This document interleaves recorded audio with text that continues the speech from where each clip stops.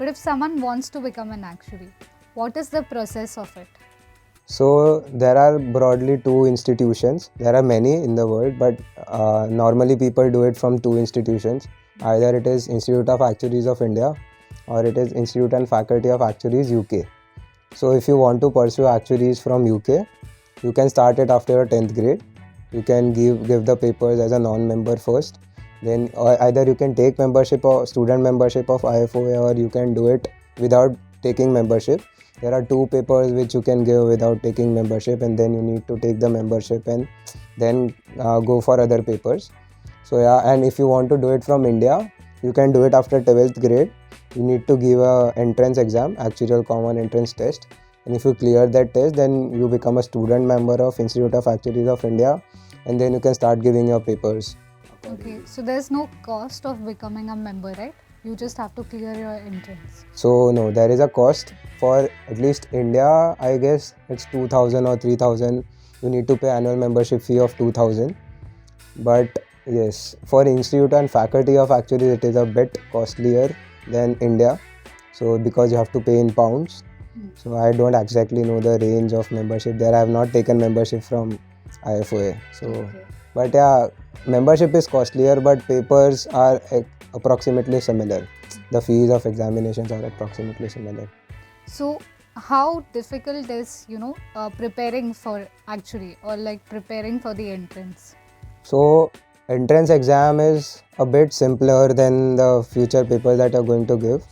So for entrance exams, as far as I remember, when I cleared my entrance exams, and even currently I feel there are 4 or 5 subjects, one of which is statistics and mathematics, one of them is logical reasoning, one of them is English, so it's one of them is data interpretation.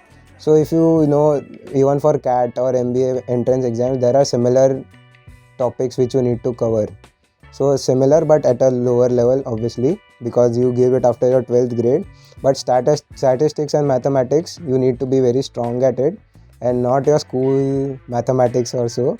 If you like the mathematics of 11th and 12th grade, then you are good to go for this. And after your actuarial common entrance test, there are 4 levels, you can say.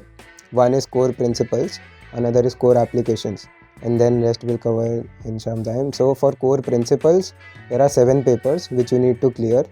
So some of them teach you about life insurance, some about general insurance, some about investments, some about interest rates, some about statistics and probabilities. So they build your base there. So they teach you core of each and every field, which is helpful for future work or future studies. So you need to be very good at that. So while studying this, if you go through the material once, so I would like to say that the material which the institute provides, it's quite good, quite comprehensive. You may not require to do any coaching classes. It is that good to another level. So you can study it, you can do self study for this. So core principles are 7, as I said. You can give any paper at any time. So it is not like our college exams where you need to mug up things and just vomit it in the exam. Here, once you have understood the concepts, then only you will be able to clear the exams. So it is totally application based. Nothing would be like you have to mug up and go. So they even provide all the formulas in the exams. You don't even need to mug up the formulas. You don't even need to mug up anything. It's just you understand and you apply. And still it is that much difficult because our Indian education is around mugging up things till college, school and college. So yeah, that is it is not difficult, but it is quite challenging. So you need to understand it from the base. So for these core principles, your base gets stronger. For core applications, you almost start your job after clearing core principles. You get an internship first, around 1 year. Then you get a job at the same company or some other company where you work. So these core application exams, if you want to clear, you need to have a work experience. It's not mandatory as per the rules, but if you don't work, then it would be very, very difficult for you to clear these papers. So only core principles are such where you only study and give the exams.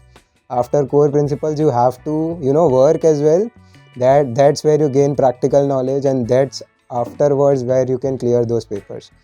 So core applications is such where you have to work and you have to study and you have to juggle between each of them, both of them, and manage your studies and work both. So after you clear your core applications, you can become an associate actuary. Then there is specialized principal exams. So till these 10 papers, it is mandatory for all the students to appear all these exams. So now it's the time after core applications where you can select your field of specialization. So since I am working in a life insurance industry right now, so I have chosen one life insurance paper. Then there are general insurance papers, there are health insurance papers, there are investment related papers, there are employee benefits. So you can choose any two of them where you want to specialize. So you need to clear those two papers, and the last paper is specialist advanced, where you need to clear one paper. So depending on your field of specialization, you can clear it, and then you can call yourself a fellow actuary.